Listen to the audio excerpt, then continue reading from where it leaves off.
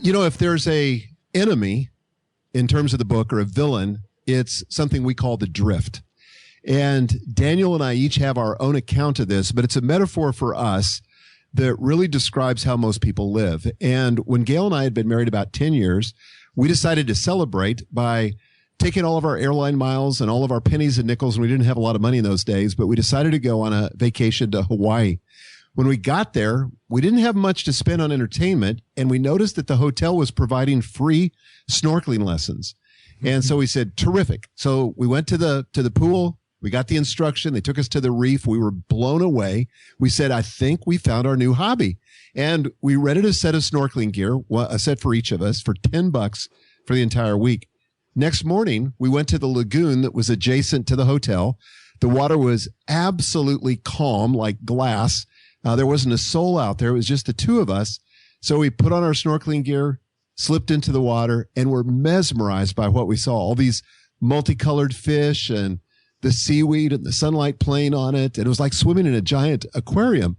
Oh, yeah. And I mean, as you can imagine, we were distracted. We were captivated. And after about 45 minutes, I decided to pull my head up out of the water and look around. And to my shock, we had been caught by a riptide, and our hotel looked like a toy in the distance. It was so far away. Gail looked up and gasped, and she said, what are we going to do?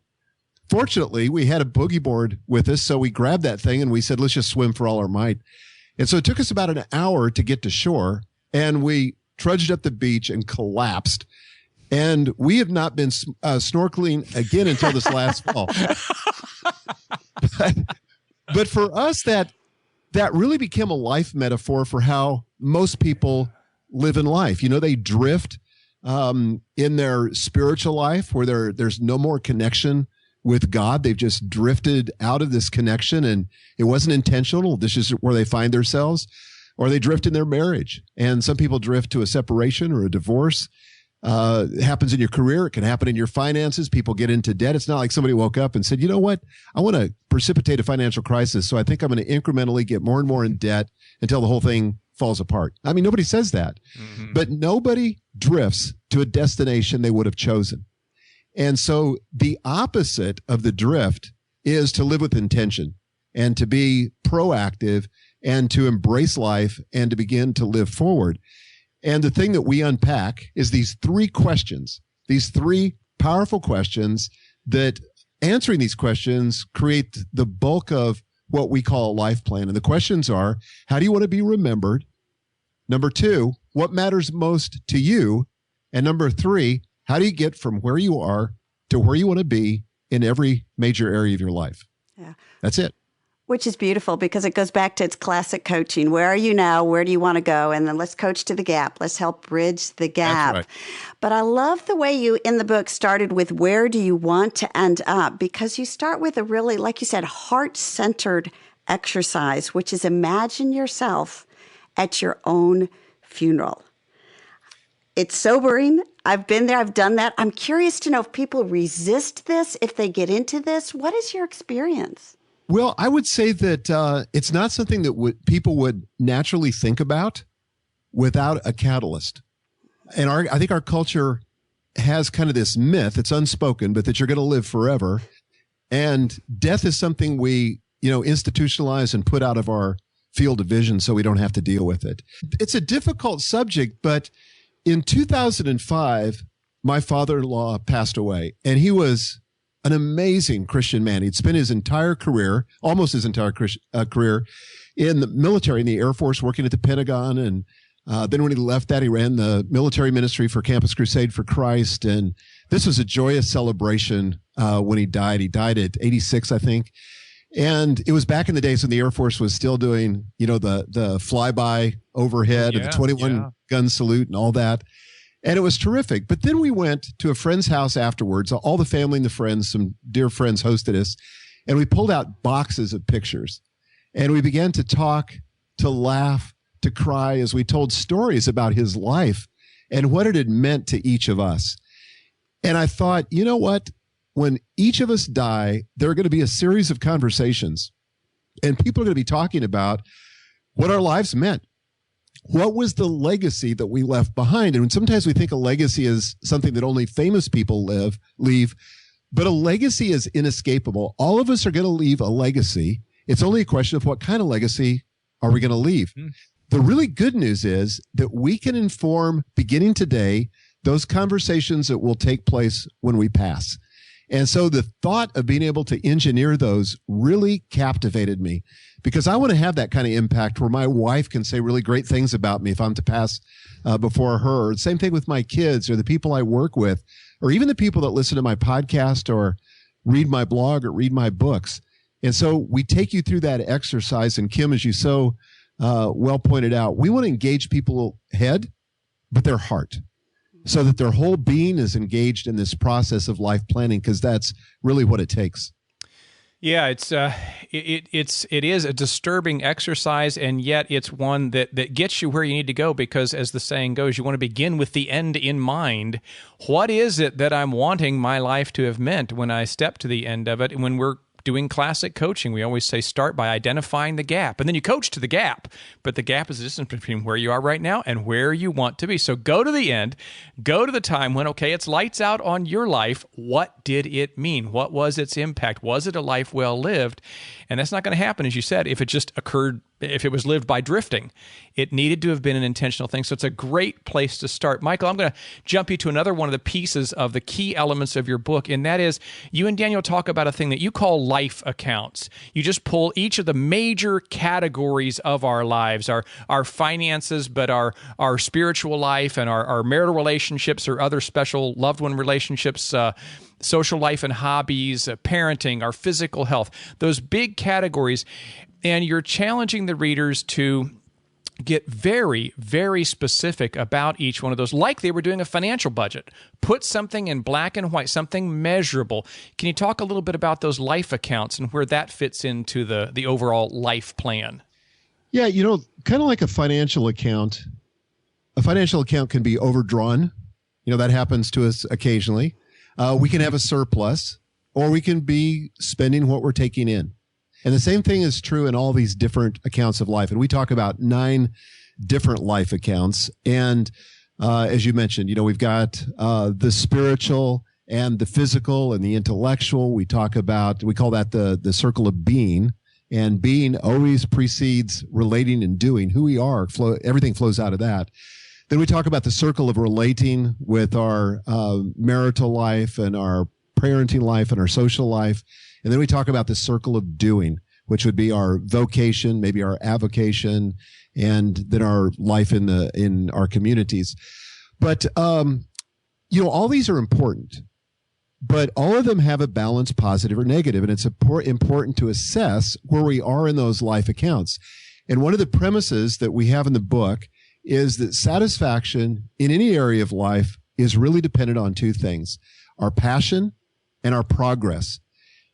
Happiness is not the result of arriving at a destination. This isn't a new insight for us, but it's not a result of arriving at a destination. It's a result of feeling like you're making progress toward a destination that's meaningful to you. So intellectually, that may look like one thing, spiritually, something else. But so we end up with this grid and this life profile assessment that we refer to in the book, and you can take the assessment online. So those accounts are something that too often get lost in the shuffle, and we've all seen people who have given their attention to one account like career or their vocation. Mm-hmm. And they've got a big, fat, juicy account there, but maybe their marriage is completely overdrawn, or their relationship with their kids is overdrawn. And, success in life is not just winning at work. You have to succeed at all at life, at least in my view, to be a success. And that takes intention. It takes such intention. As a matter of fact, one of the things I learned from you, one of the many things I learned from you, Michael, last year on one of your podcasts, you were interviewing Greg McEwen with Essentialism. And he said, the key, and I always perk up when people have the key to life. Okay, so the key is off-site quarterly reviews. Yes. And so I started integrating that into my life. And there's this amazing thing that happens when I change geography and I turn off the internet and the smartphone. And it was so interesting. So I'm reading through your book about a life plan, and I'm not applying what I learned. I'm thinking, oh, yeah, maybe I'll wake up an hour early for a few mornings this week, and I'll work on my eulogy, and I'll work on the life plan. And then I got to the chapter where you said, Kim, do not do that. Do not do that. You've got to be more intentional. So talk about that part. Yeah, we really believe that this is one of those things that merits a full day of planning. Now, just to put this in perspective, the average person will spend 5 hours preparing to buy a new automobile. Okay, that's not including the test driving. That's not including the negotiation for the automobile, but just online research, talking to friends, that type of thing. If you look at how much time people spend planning weddings, and I have 5 daughters, I've been through 4 weddings, and oh, by the way, they're very expensive. We have come on. Been there, done that. But the planning is just unbelievable. We got better at it over time, but that first wedding was unbelievable amount of planning. And yet people spend 0 time or hardly any time planning their life. And so what Daniel and I ask you to do in this book is to set aside one day for you to plan where you're going in your life. We give you the exact steps to follow. We take you through a process. We've literally coached tens of thousands of people between us how to do this. And our promise is that if you'll take one day, go through the process, and Kim, as you said, get in a completely different place. You know, where you do what you do matters. Place is important, but get to a place where you're not going to be distracted, where you can really do the kind of deep, resonant thinking that so often we don't do just in the push and shove of life. But if you go through that process, we guarantee that you'll have a transformational experience. And part of the experience is going to be just in thinking through your life and realizing that there's some important decisions you got to make. And not the least of which is to get clear on where you want to go and to be really honest about where you are now and what it's going to take to move the needle. And as you guys said, to close the gap. So that's a one-day process. And then, of course, there's the implementation process, which we talk about in the last third of the book. But that one day is critical. And we really don't believe it serves you well if you try to break that up or, try to give a few minutes here, a few minutes there. It's just not going to work. But the first part of what you've just described there, when you really just do get off site and get the plan fairly clear, this 8 to 15 pages or so worth of pretty specific, these are the areas of my life that I'm examining, and these are the legacies that I want to leave in each of these major accounts, then it does come down to the next piece, which is implementation. And so that's another one of the pieces that you and Daniel cover in here is a thing, you call it the ideal week. And that's something that we teach on at the Institute. It's just like a financial budget. It fits on paper. If it doesn't even fit on paper, it ain't going to happen. And even if it does fit on paper, it's going to be tough to live out. But talk a little bit more about the importance of getting this in black and white. Well, it's just as you said, Chris. This is like spending your pennies on paper, as Dave Ramsey talks about with your financial budget. But this is spending your time on paper and recognizing that time is a resource that's really unlike any other resource. It's finite. We have 168 hours a week. All of us are given the same amount of time. We can use those hours as we please. We can fritter them away, or we can invest them and make them count. So with 168 hours, how are you going to invest those hours each week?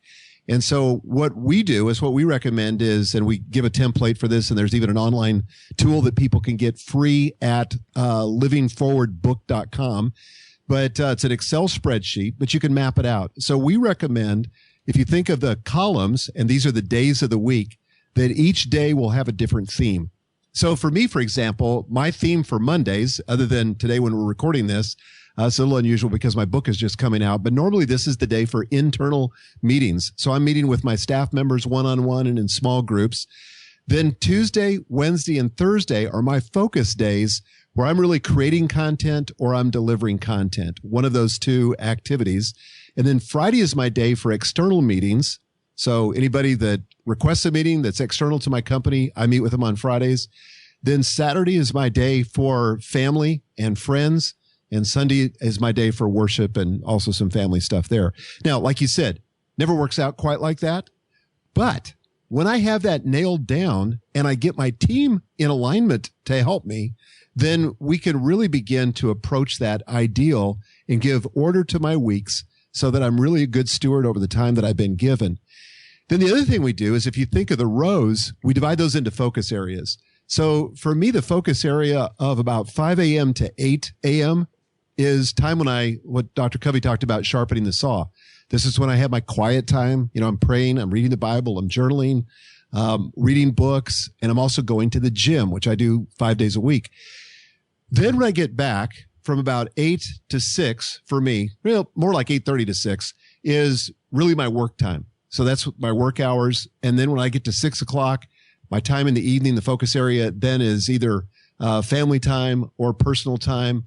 But it just helps to have some of those hard boundaries so that these things don't all bleed into one another. Mm-hmm. And so that my naturally workaholic tendencies don't take over my life. Well, and you're not the only one. And so you mentioned a couple critical pieces. We've got the big strategic piece of where we want to end up. We've got the implementation piece of the ideal week. But you said give it to your team members. And I know actually we went through my ideal week exercise with the mastermind group that I lead last year. And it was amazing how speaking into each other's lives regularly about, excuse me, weren't you going to reserve Fridays for the grandkids, Kim? What happened to that? And the power of community speaking into our life and supporting us in our goals. And what part does that play in this whole process for you? Well, I think community is huge. And I think it's an underutilized resource. We really do need the accountability. And the thing that the accountability does is that it gives us the inspiration, hopefully, gives us the support, and just people who will hold us accountable, hold us to our own commitments. Because when you feel confident, you act in a different way than when you feel defeated or hesitant or you're doubting yourself. So I want to be with people that are not second guessing me, certainly people that can challenge me, people that can confront me when necessary, but people that are for me. That's a critical distinction to me. Yeah. And when we're confident, we have a different impact on the world and different things happen. That inner attitude has such outward ripples in the results in everything we do. Yeah, it does. I was having a conversation with my daughter last week as we were flying home from an event where I was speaking. And I said, one of the things that leaders have to manage, actually, I think there's 3 things. One of the things we have to manage is our confidence, because you perform differently when you're confident. So you have to manage that. So I was saying to her, I don't mind reading critical reviews on Amazon or critical comments on my blog, but I have to be very intentional about when I read them so that it doesn't hurt my confidence like before I step on stage. Another thing we have to manage as leaders is our energy. It's critically important, and it's totally a managed thing. By what I eat, how much sleep I get, whether I exercise, whether I take supplements, all that affects my energy. And then the third thing we have to manage is our focus, because where our focus is really determines how effective we're going to be. And if we're constantly distracted and our attention's going in 1,000 different directions, we're not going to be very effective. Which brings us back to the drift. Yes. and what we want to avoid. So I know our time is rapidly coming to a close here today, Michael, and we appreciate what you've spent with us. Any final words of encouragement for our listeners here today? Yeah, I would say for most people, they're going through life looking for a home run. They want to win the lottery, some kind of massive action that if they would take it would fix all the problems in their life. And in my experience, that's not usually how it works. And I think the power of a life plan, and really the message of living forward, is that if you'll make incremental change over time, you can get huge results from that. It's kind of the idea that small hinges swing big doors. And to make these decisions about where you want your life to go, and then to incrementally move day by day in the direction of the destination that you're choosing, you can see really significant results, and it doesn't take that long. But if you just drift and hoping that somebody's going to come rescue you, that's not a recipe for success. Well, amen to that.